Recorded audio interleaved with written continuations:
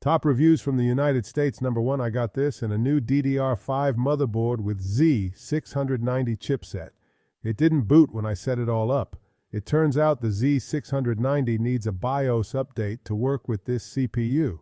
Luckily, I had an older i7 that worked on this motherboard. I dropped it in and it booted, then I did the BIOS update. After that, it boots this CPU just fine. Before this, I was a die-hard AMD supporter. I had 5950X with 16 cores, 32 threads, and 72 MB of cache. But it just doesn't compete with this i9. I haven't tried the 7950X, but I read that the P cores just blow away the AMD cores, even with less cache. The setup of 8 performance cores and 16 efficiency cores just works. It stays much cooler than earlier i9s in the AMD. I use a water cooler, but it's not required. Nothing slows this down when paired with DDR5. I wish the AMD was better. I like the company more. But I want the best of the best, and as of today, there is nothing better than this available. If you game or do graphics or anything on your PC, this is the CPU for you. It will not disappoint. Number 2, a word on the X790 chipset. You would think they will have better performance because they are newer. They don't. They will work with the i9 no matter what, while the Z690 might need a BIOS update. They have one more USB port, but otherwise there is no benefit to getting Z790, and they cost a lot more. So if you have the ability to use an older CPU to flash the BIOS, or find one that is new enough that it doesn't need the update, this CPU will be great. Number 3, I had iCore 7700K7GE, so I changed some components because they were already 5 years old, and I wanted to update to Windows 11, so I had to change the CPU, so I decided for this i9, of course, I had to change then the motherboard, the memory, the CPU cooler, and the case. The rest was fine to work with the new components. Now my PC, it's like a beast. So fast and powerful with the 990 Pro, I love it. Number 4, this thing puts enough heat out to power a thermal generator, and I really am not kidding. Water cooling only unless you want to melt your board or destroy the high dollar part. I would also recommend a large radiator too, 3 fan coverage. This thing is an excellent space heater.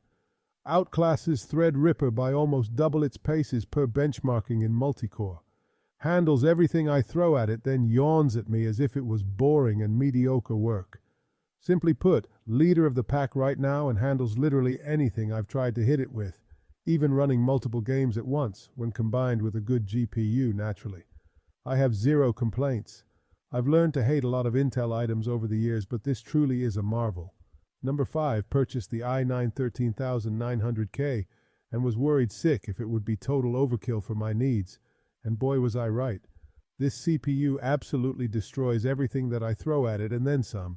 The i5 13600K would have done me just fine, but some streamers are providing direction around going big with this last gen because going forward the socket will change.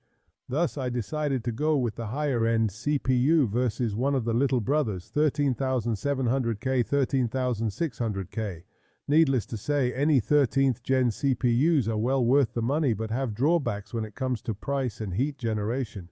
If you have the money to spend, I would snag the i9, but you can get by with an i5.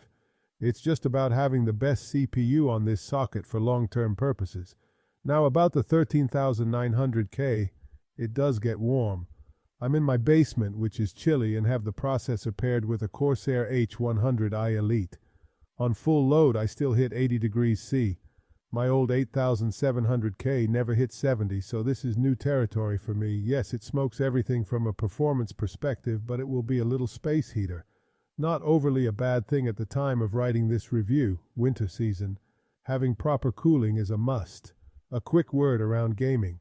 I'm an avid Battlefield fan and play a lot of 2042. I have an EVGA RTX 3080 FTW3 paired up with the 13900K, and it's a dream. Now the bottleneck is my GPU, not the CPU. I do not regret purchasing the higher-end CPU knowing it will last me for years to come. All I need to do is swap out the GPU for a 4080 or 4090 over the next year. Hopefully this helps someone on the fence. I use it for computation, not games, with a Noctua D15, one fan. On all cores, some OpenApp stuff I wrote, it goes 5.1 GHz on the performance cores and 4.1 GHz on the efficient cores in a 23C corner of a room. The temp moves between 90 and 100C. How I handle that emotionally is to have enough in my bank account to get a 13,600K overnighted.